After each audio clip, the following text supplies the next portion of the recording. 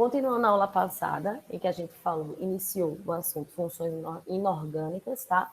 E a gente falou sobre os ácidos, a gente vai continuar com a função inorgânica base ou hidróxidos, como você preferir.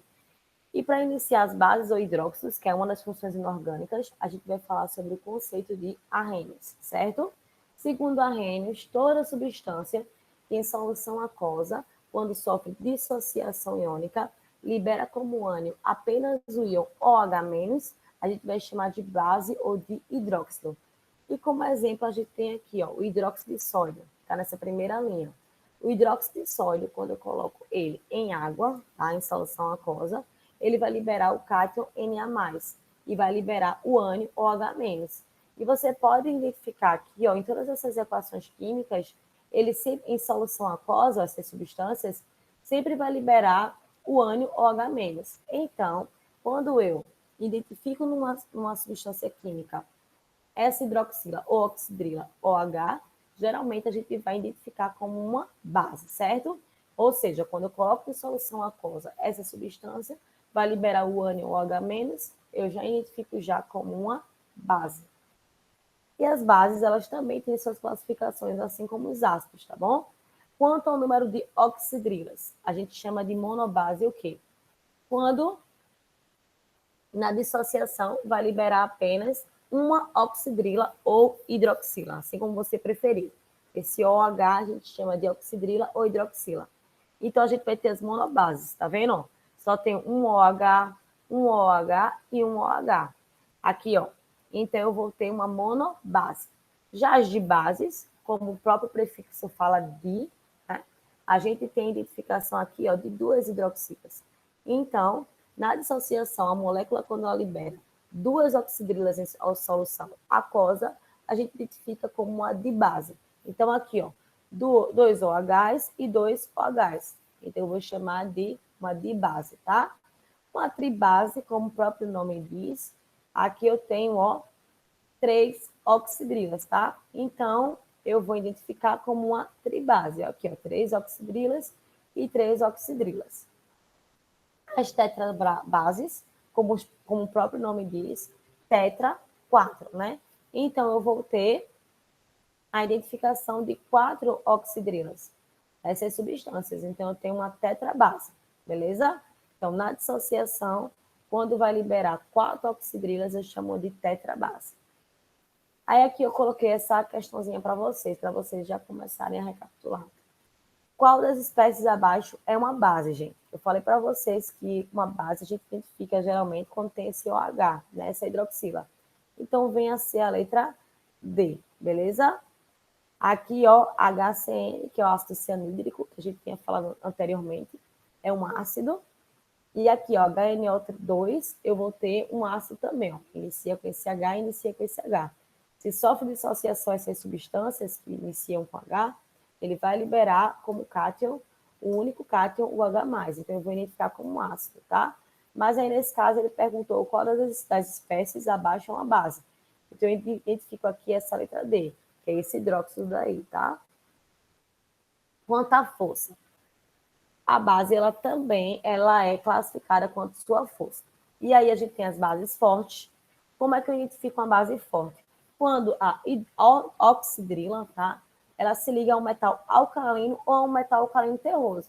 O que eu faço? Eu identifico qual é o elemento químico que está do lado da hidroxila. O Na, por exemplo, é o metal alcalino, que é o sódio, então é uma base forte. O KOH, que é o hidróxido de potássio. O K, o potássio, é o metal alcalino, então eu identifico como uma base forte. O hidróxido de lítio, o lítio é o metal alcalino, então é uma base forte. O hidróxido de bário, que é esse BaOH2. Ba, que é o bário, é o metal alcalino terroso, então é uma base forte. Já as bases fracas são as demais, beleza? São as demais bases que são ligadas a demais cátions, tá certo? Não ao metal alcalino, não ao metal alcalino terroso, não. Aos demais cátions. Quanto à solubilidade em água. As bases, elas também são identificadas quanto à sua solubilidade em água. E a gente tem as bases solúveis, tem a base pouco solúvel e tem a base praticamente insolúvel, beleza?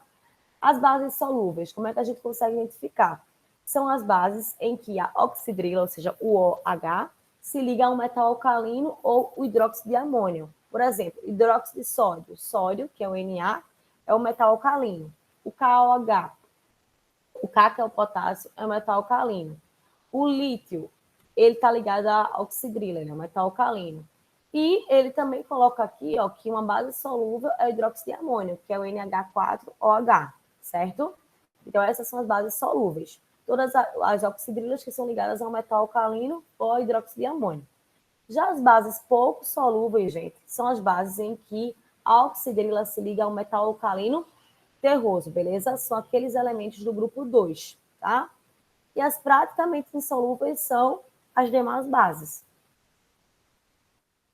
E aí, gente, essa primeira questão ele pergunta o seguinte, ó. A base mais forte entre as citadas abaixo é... Qual é a base mais forte aí?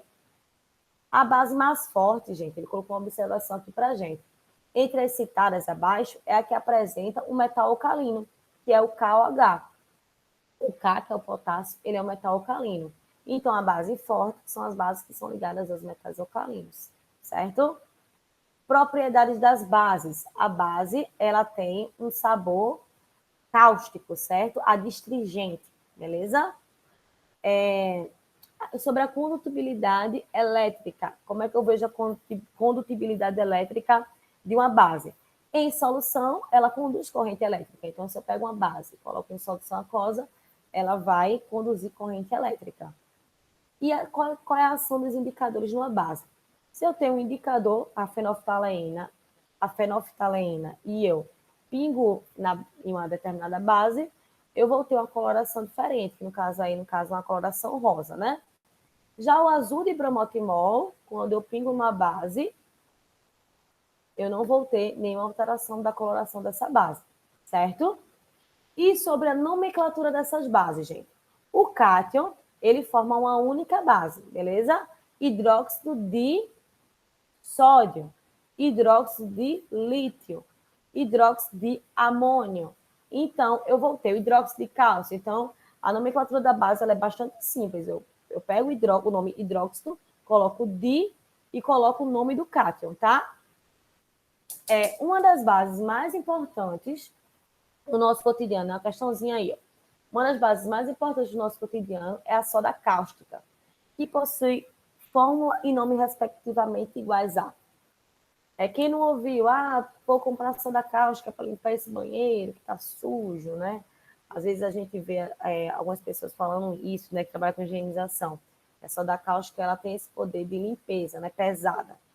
Então, ele pede para você identificar. Você agora, como aluno de química, que estudou funções inorgânicas, você consegue identificar que a soda cáustica é nada mais, nada menos do que o nome comercial do hidróxido de sódio, que é o NaOH, tá? O hidróxido de sódio é a mesma coisa de soda cáustica, beleza? Gente, a ação da base sobre os ácidos. Os ácidos, eles reagem com a base formando sal e água, certo? Então, aqui eu tenho um ácido clorídrico com o hidróxido de sódio e forma o NaCl, que é o cloreto de sódio. Então, o cloreto de sódio, ele vem ser um sal, tá? Por que ele vem ser um sal, Camila? Porque ele, numa dissociação, ele libera um cátion diferente do H+, e libera um ânion diferente do H-. Então, quando eu tenho dois elementos químicos formados a partir de uma reação de ácido e base, eu vou ter a formação de um sal. E aqui eu tenho uma neutralização total, beleza? Então, lembrem-se disso. Ácido mais base, eu vou ter sal e água, ou seja, uma substância com um pH abaixo de 7, que é o pH dos ácidos, com uma substância com pH maior que 7, que é o pH das bases, eu vou ter a neutralização. Por isso que ele diz que é uma reação de neutralização total. Eu vou ter a formação de um sal, que vai ter um pH aproximadamente neutro, tá? E aí eu tenho um sal também, gente, para que vocês possam identificar, tá? O sal, gente, é toda substância que em solução aquosa sofre dissociação iônica, liberando pelo menos um cátion diferente do H+, e pelo menos um ânion diferente do OH-. Aí eu tenho vários exemplos, ó. Cloreto de sódio, o brometo de cálcio, o cloreto de cálcio, o sulfato de sódio. Então, eu tenho várias substâncias aí que não tem nem H+, nem OH-. Então, eu vou ter um sal que foi formado por um ácido mais uma base. Nomenclatura dos sais é o nome do ânion e o nome do cátion, beleza? E aqui, ó, gente, desses exemplozinhos, cloreto de sódio, nitrito de prata, carbonato de ferro 2 ou ferroso. Então, eu vou ter o nome do ânion e o di, certo? A preposição di e o nome do cátion, tá? Essa daí é a nomenclatura que a gente vê dos sais. E os óxidos é bem simples, gente.